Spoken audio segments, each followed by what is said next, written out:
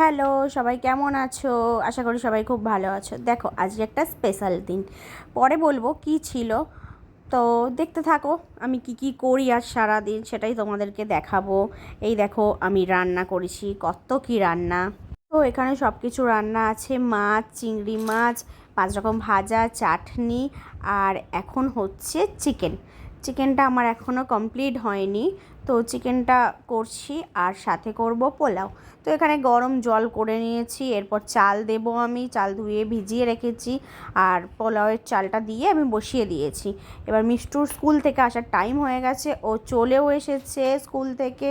ও খুব আনন্দ, মানে ওর আনন্দটা আছে একটা কারণ, তো এসে দুজনে মিলে পুজো দিচ্ছি। ও স্নান করে একসাথে দুজনে মিলে আবার পুজো করছি।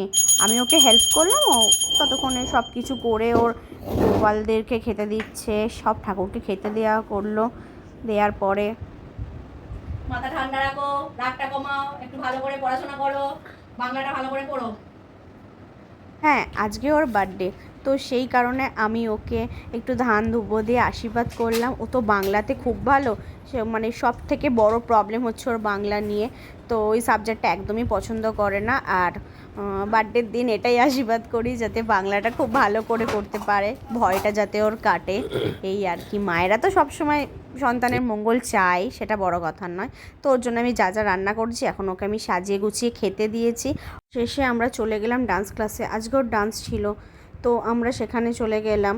ও যেতে চাইছিল না। এদিকে দেখো, মিষ্টু আমার জন্য কিছু একটা এনেছে। কি সেটা হচ্ছে, আমি সারাদিন রান্না করে হাঁপিয়ে গেছি, তারপরে ও একটু আমার সাথে দেখা করতে এসেছিলো, মানে মিষ্টুর সাথেই মেনলি দেখাটা করতে এসেছিলো। তো আমার জন্য চুরমুর এনেছে, ইভেন আমাকে ও খাইয়েও দিচ্ছিল। তারপর আমরা ওখান থেকে খাওয়া দাওয়া সেরে চলে গেলাম রামতলায়, একটু রাম ঠাকুরটা দেখে আসলো মিষ্টু।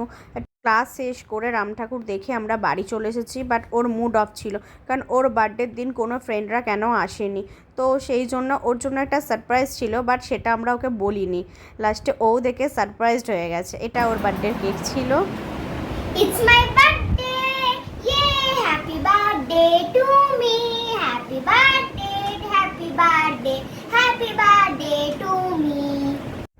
একটা কেক তো আমি অর্ডার করেইছিলাম, ও এগলেস কেকের কথা বলেছিল, কারণ ওর গোপালদেরকে না দিয়ে ও খায় না। তো আর বাকি ছিল ওর আঙ্কেল আন্টিরা, তারাও এসেছিলো ওর বার্থডে সেলিব্রেট করতে, সেটা আমরা কেউই জানতাম না। ওরা হঠাৎ করেই চলে এসেছে। এই দেখো, ওর কেকটা বার করছে, ওর জন্য আর একটা কেক এনেছিল ওরা। তারপর তো ও তো মানে কি বলবো, খুবই আনন্দিত, যেখানে ভেবেছিল কেউ আসছে না, কোনো ফ্রেন্ড নেই, তো ওরা এসেছে বলে ও খুব খুশি হয়েছে।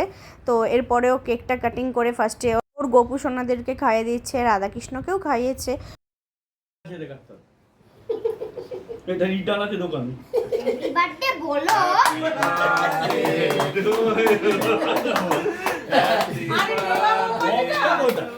বক্স ওই তো সামনেই আছে। এবার দেখে দেখে না এবার শুধু দেখ।